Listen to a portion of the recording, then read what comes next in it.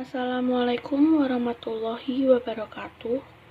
Perkenalkan, nama saya Yacinta Aurelia Keisha Putri, absen 16, saya dari kelas 12 MIPA 6. Di sini saya akan membahas tentang konfrontasi terhadap Malaysia.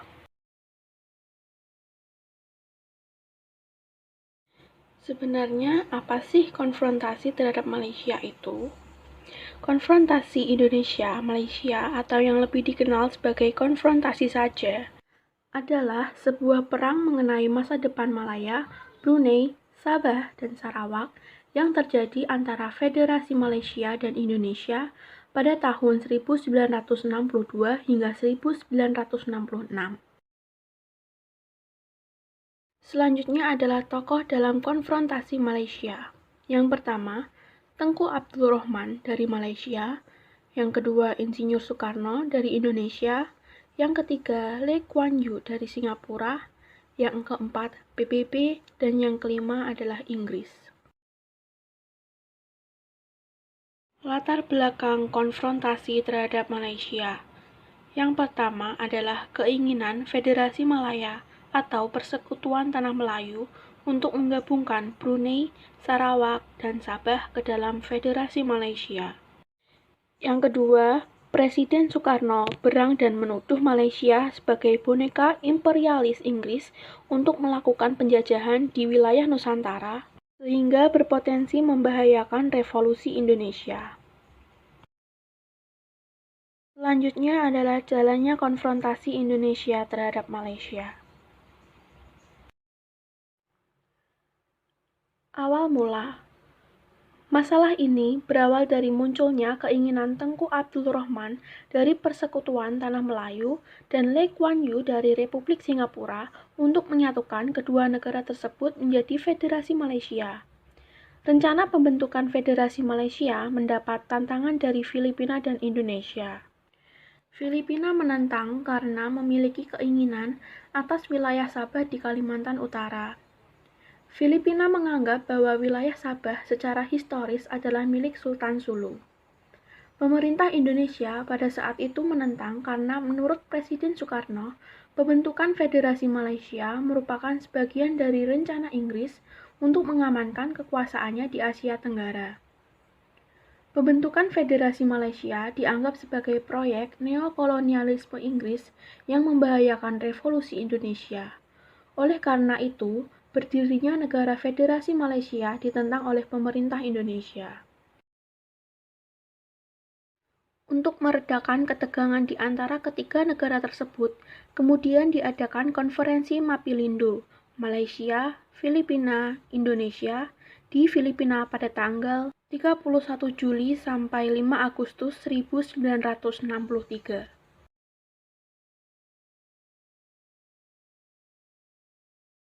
Hasil-hasil pertemuan puncak itu memberikan kesan bahwa ketiga kepala pemerintahan berusaha mengadakan penyelesaian secara damai dan sebaik-baiknya mengenai rencana pembentukan Federasi Malaysia yang menjadi sumber sengketa.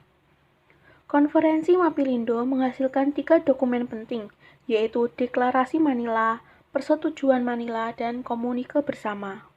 Inti pokok dari 3 dokumen tersebut adalah Indonesia dan Filipina menyambut baik pembentukan Federasi Malaysia jika rakyat Kalimantan Utara menyetujui hal itu.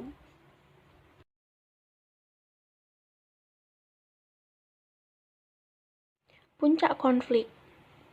Mengenai pembentukan Federasi Malaysia, ketiga kepala pemerintahan setuju untuk meminta bantu kepada Sekjen PBB untuk melakukan pendekatan terhadap persoalan ini sehingga dapat mengetahui keinginan rakyat di daerah-daerah yang akan dimasukkan ke dalam Federasi Malaysia. Kemudian, ketiga kepala pemerintahan tersebut meminta Sekjen PBB membentuk tim penyelidik.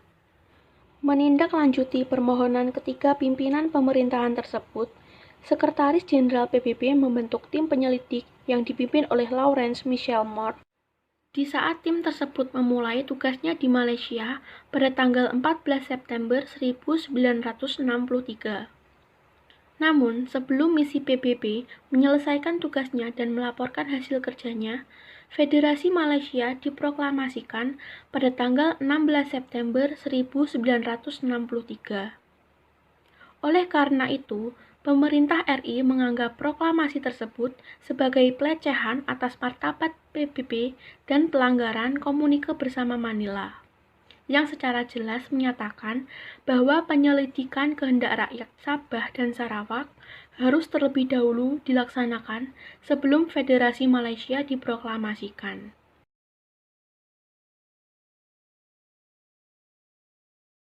Pertemuan di Bangkok.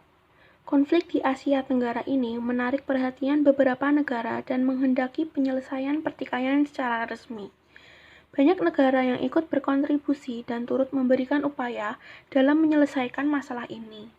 Salah satu upayanya adalah melakukan pertemuan Menteri-Menteri Luar Negeri Indonesia, Malaysia, dan Filipina di Bangkok.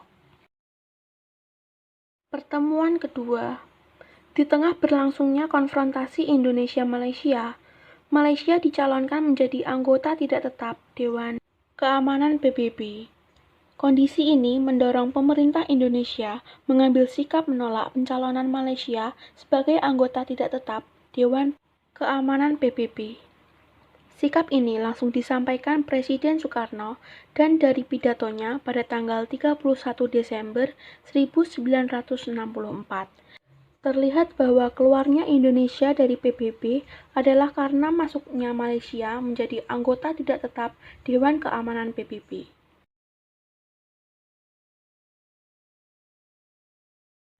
Ketika tanggal 7 Januari 1965, Malaysia dinyatakan diterima sebagai anggota tidak tetap Dewan Keamanan PBB. Dengan spontan, Presiden Soekarno menyatakan, Indonesia keluar dari PBB.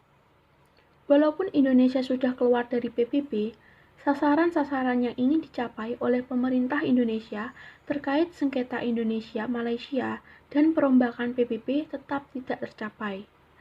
Karena dengan keluarnya Indonesia dari PBB, Indonesia kehilangan satu forum yang dapat digunakan untuk mencapai penyelesaian persengketaan dengan Malaysia secara damai.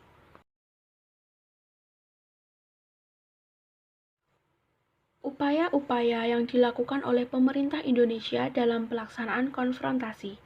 Yang pertama, Konferensi Mapilindo. Yang kedua, meminta bantuan Sekretaris Jenderal PBB. Yang ketiga, pemerintah Amerika Serikat, Jepang, dan Thailand yang berusaha melakukan mediasi. Yang keempat, pertemuan Menteri-Menteri Luar Negeri Malaysia, Filipina, dan Indonesia di Bangkok. Sekian penjelasan dari saya. Terima kasih. Wassalamualaikum warahmatullahi wabarakatuh.